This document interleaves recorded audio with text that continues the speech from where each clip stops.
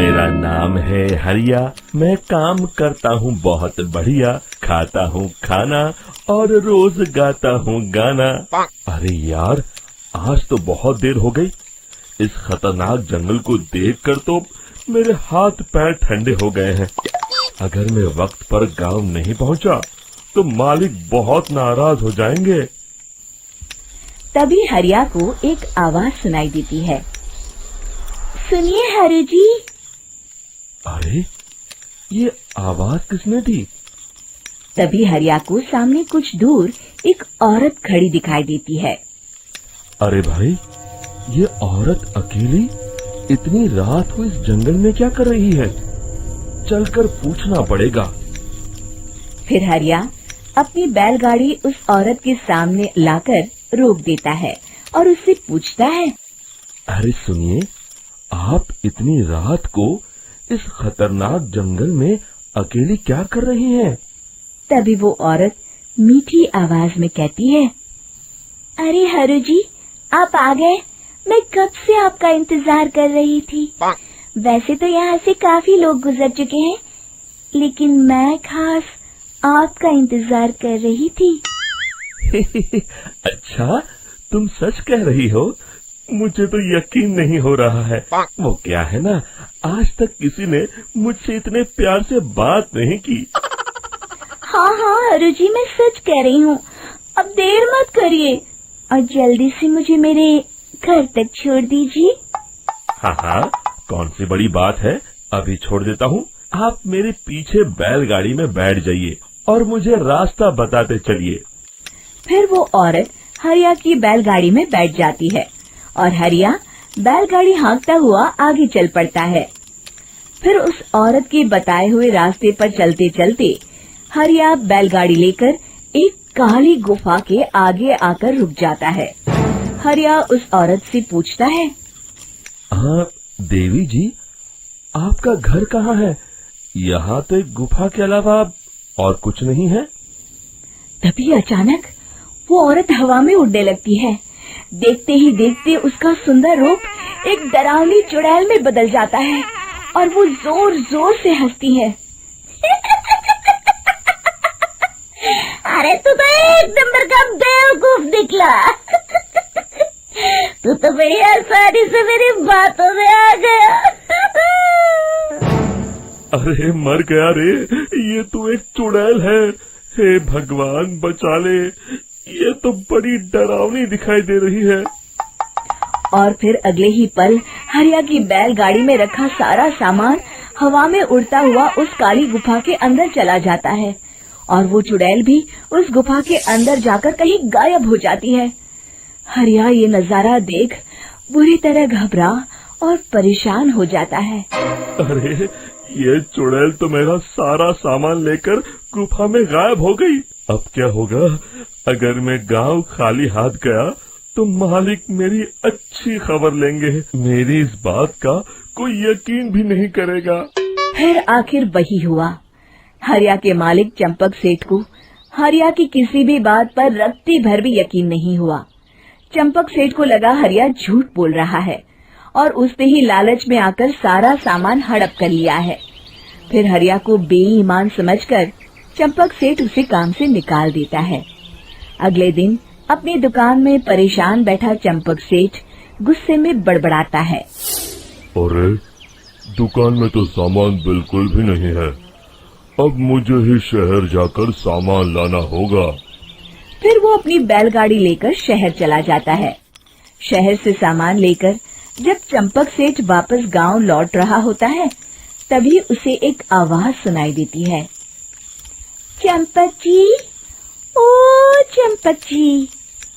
अरे, ये तो कोई मेरा नाम लेकर मुझे पुकार रहा है। फिर उस रास्ते में वही औरत खड़ी दिखाई देती है। फिर क्या था, हरिया की तरह चंपक सेठ भी उस औरत के पास अपनी बैलगाड़ी लेकर जाता है और वो भी उसकी चिकनी चुपड़ी बातों के मुंह जाल में फंस जाता है। फिर चुड़ैल उसे भी अपनी गुफा तक ले जाती है और उसका सारा सामान लेकर गुफा में गायब हो जाती है। बेचारा चंपक सेठ लाचार होकर खाली हाथ गांव लौट आता है। फिर ये उस जंगल में रोज की बात हो जाती है। जो कोई भी शहर से कुछ लेकर गांव की तरफ लौटता, वो चुड़ैल उसे बेवकूफ बनाकर उसका सारा सामान लेकर गुफा में गायब हो जाती। एक दिन हरिया एक लकड़हारे को उसी जंगल की तरफ जाते हुए देखता है। फिर हरिया उसे रोकते हुए कहता है, अरे भाई, क्यों अपनी मौत को दावत दे रहे हो? मेरी बात मानो, आगे जंगल में मत जाओ, वहाँ एक बड़ी भयानक चुड़ैल रहती है। लकड़हारा हरिया की बातों को नजरअंदाज करते हुए कहता है, अरे भाई, मुझे पहले ही बहुत देर हो चुकी है, मुझे जाने दो भाई। शाम तक लकड़ियाँ काट कर शहर के बाजार में बेचना है। तुम अपनी ये कहानी किसी फुर्सत में बैठे इंसान को सुनाओ, मैं तो चला। इतना कहकर लकड़हारा वहाँ से आगे जंगल की तरफ चला जाता है। फिर अगले दिन गांव के मुखिया के घर के बाहर बहुत सारे लोग जमा हो जाते हैं। तभी हाथ में कुल्हाड़ी लिए खड़ा लकड़हारा कहता है, अरे मुखिया जी, अब आप ही हमें बचाइए उस जंगल वाली चुड़ैल से। हमारा सारा काम तो शहर से ही होता है। अरे मुखिया जी, उस चुड़ैल की वजह से तो मैं पूरी तरह बर्बाद हो गया हूँ। हम सबको मिलकर उस चुड़ैल का कोई इलाज करना पड़ेगा। तभी भीड़ में खड़ा वीरा कहता है, आप लोग चिंता मत करिए, कल से वो चुड़ैल किसी को नहीं लूट पाएगी। मेरे पास एक बहुत अच्छी तरकीब है। तभी चंपक सेठ उसका मजाक उड़ाते हुए कहता है, अरे तेरा नाम वीरा है तो क्या हुआ? तूने अभी उस चुड़ैल को देखा नहीं है? जाकर अपना काम कर, बड़ा आया। तब मुखिया जी कहते हैं, नहीं चंपक सेठ, मुझे लगता है हमें इस लड़के को एक मौका देना चाहिए। फिर सभी गांव वाले मुखिया जी की बातों से सहमत हो जाते हैं और वीरा शाम को एक बैलगाड़ी में कुछ सामान लादकर उस जंगल की ओर चल देता है। वीरा, ओ वीरा, कहाँ जा रहा है? तभी वीरा मुड़ के देखता है, वही चुड़ैल एक औरत के रूप में खड़ी है। अरे बहन जी, मैं आपको ही ढूंढ रहा था। देखिए, मैं आपके लिए क्या लाया हूँ। हैं? अरे वाह, तो खुद मेरे लिए इतना सामान लाया है।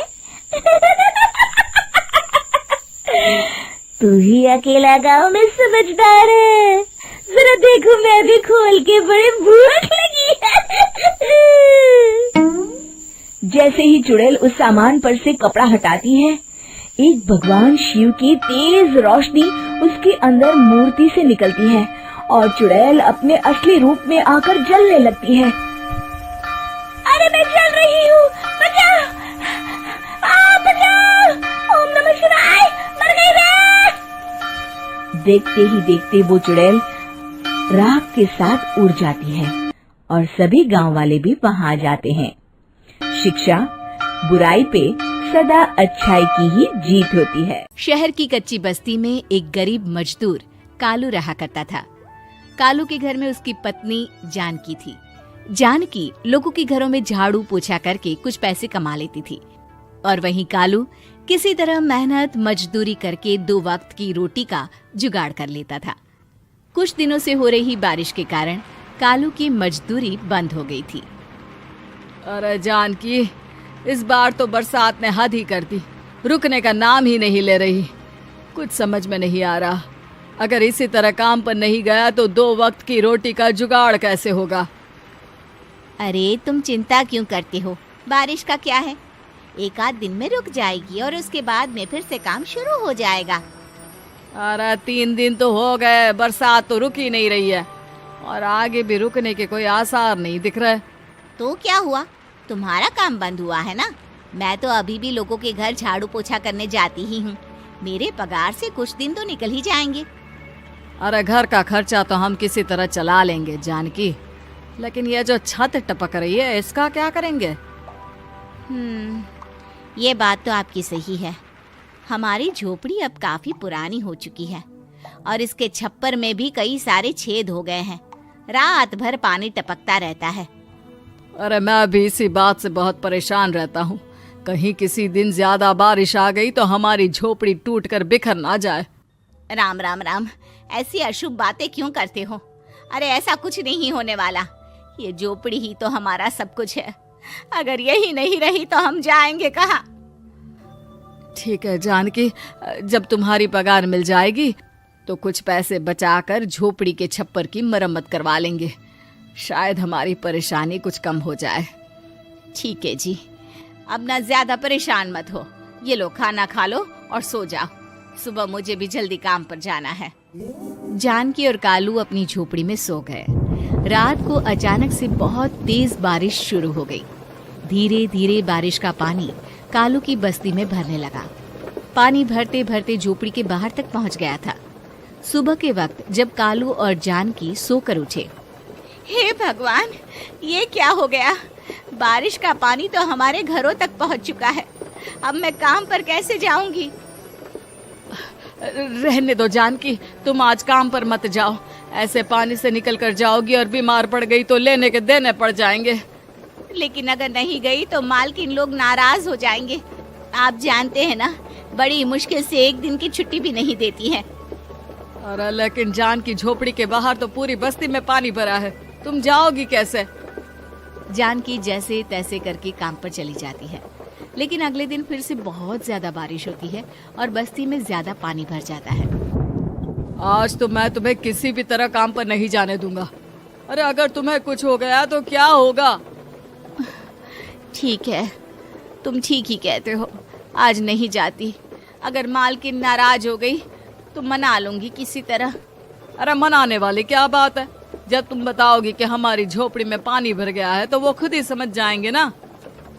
अगले 2 दिन तक तेज बारिश होने की वजह से जानकी, कालू और आसपास की बस्ती में रहने वाले सभी लोगों के घरों में पानी भर जाता है, जिसकी वजह से जानकी काम पर नहीं जा पाती। और 3 दिन के बाद जैसे ही जानकी काम पर पहुंचती है, कहाँ थी तुम? पिछले 3 दिनों से काम पर क्यों नहीं आई? मेम साहब, क्या बताऊं, इतनी ज्यादा बारिश हो रही थी, हमारी पूरी बस्ती में पानी भर गया है और उससे भी ज्यादा तो मेरी झोपड़ी के अंदर पानी भर गया। आप ही बताइए कैसे आती मैं? इसका मतलब ये हुआ कि बारिश होगी तो तुम काम पर नहीं आओगी? ना ना, मेरे कहने का ये मतलब नहीं था मेम साहब। तुम जानती भी हो 3 दिन से कितनी परेशानी हो रही है मुझे। सारा काम मुझे खुद करना पड़ा। माफ कर दीजिए मालकिन जी, पर मैं क्या करती, आने के लिए रास्ता ही नहीं था। सब जगह पानी भरा हुआ था। बहाने तो तुझे बहुत बनाने आते हैं। जानकी देख, अगर अगली बार ऐसा किया ना तो फिर काम से हमेशा के लिए छुट्टी। अरे ना ना मालकिन, ऐसा मत कीजिए। बारिश की वजह से मेरे पति की मजदूरी भी छूट गई है। बड़ी मुश्किल से घर में 2 वक्त खाने की रोटी का जुगाड़ हो पाता है। आप मुझे काम से निकाल देंगे तो हम क्या खाएंगे? अगर इतनी ही चिंता है तो फिर रोजाना काम पर आया करो। चलो अब जल्दी से जाकर घर का सारा काम करो। बारिश रुकने का नाम ही नहीं ले रही थी। पूरे शहर में बाढ़ जैसे हालात बन गए थे। लेकिन नौकरी जाने के डर से जानकी किसी तरह रोज काम पर जाती थी। एक दिन जब जानकी काम करके अपने घर लौट आई तो अचानक उसकी बस्ती में कुछ लोगों का शोर सुनाई दिया। अरे लगता है बाहर कुछ हुआ है, मैं जाकर देखता हूँ। हाँ हाँ, पता तो कीजिए, ये बस्ती में लोग इतना शोर क्यों कर रहे हैं? बाहर जाकर कालू ने एक आदमी से पूछा, अरे क्या हुआ भाई, इतना शोर क्यों मचा रहा है? अरे क्या बताए भैया, अपने बस्ती के बाहर एक पुल टूट गया है और वहाँ पर एक कार फंसी है। थोड़ी देर में अगर किसी ने नहीं बचाया ना तो वो कार पानी में बह जाएगी। ये क्या कह रहे हो भैया, कार के अंदर कोई है क्या? हाँ, कोई औरत बैठी है, अकेली है, बहुत रो रही है बेचारी, मदद के लिए बुला रही है। अरे तो हमें जाकर उनकी मदद करनी चाहिए ना। अरे लेकिन इसमें बहुत खतरा है, हमें अपने आप को बचाना चाहिए। पानी कभी भी हमारी बस्ती की तरफ आ सकता है। अरे तुम्हें नहीं चलना तो मत चलो, लेकिन मैं तो जाकर उस औरत की मदद जरूर करूंगा। कालू उस जगह पर पहुंचता है जहां वो औरत कार में फंसी हुई थी। वहां पर पानी का बहाव बहुत तेज था और सारा पानी कालू की बस्ती की तरफ ही आ रहा था। कालू ने एक बड़ी सी रस्सी को पेड़ से बांध दिया और दूसरे सिरे को कार की तरफ फेंक दिया और उस औरत को रस्सी के सहारे बाहर आने के लिए कहा। तभी वहां जानकी भी दौड़ती हुई आई। अरे ये तो मेरी मालकिन है, जिनके यहाँ मैं काम करने जाती हूँ। और मैडम जी, आप डरिएगा मत, आपको कुछ नहीं होगा। आपकी गाड़ी को भी मैंने रस्सी से बांध दिया है। थोड़ी देर में पानी का बहाव कम हो जाएगा, फिर हम आपकी कार को भी बाहर निकाल लेंगे। क्या तुम जानकी के पति हो? हाँ हाँ, जानकी मेरी ही पत्नी है, आपके यहाँ काम करती है ना। लेकिन मेम साहब, आप यहाँ पानी में कैसे फंस गई? अब क्या बताऊं, मैं अपनी सहेलियों के साथ पिकनिक पर गई थी, वहीं से लौट रही थी। अचानक पानी का बहाव तेज हो गया और मेरी गाड़ी फंस गई। अरे कोई बात नहीं मालकिन, अब ना आप बिल्कुल सुरक्षित हैं। मैं तो बहुत बुरी तरह डर गई थी, कब से मदद के लिए चिल्ला रही थी, लेकिन कोई मेरी मदद के लिए नहीं आया। भला हो तुम्हारा पति का, जिसने मेरी जान बचा ली। लेकिन जानकी, मैंने तुम्हारे साथ बहुत गलत व्यवहार किया।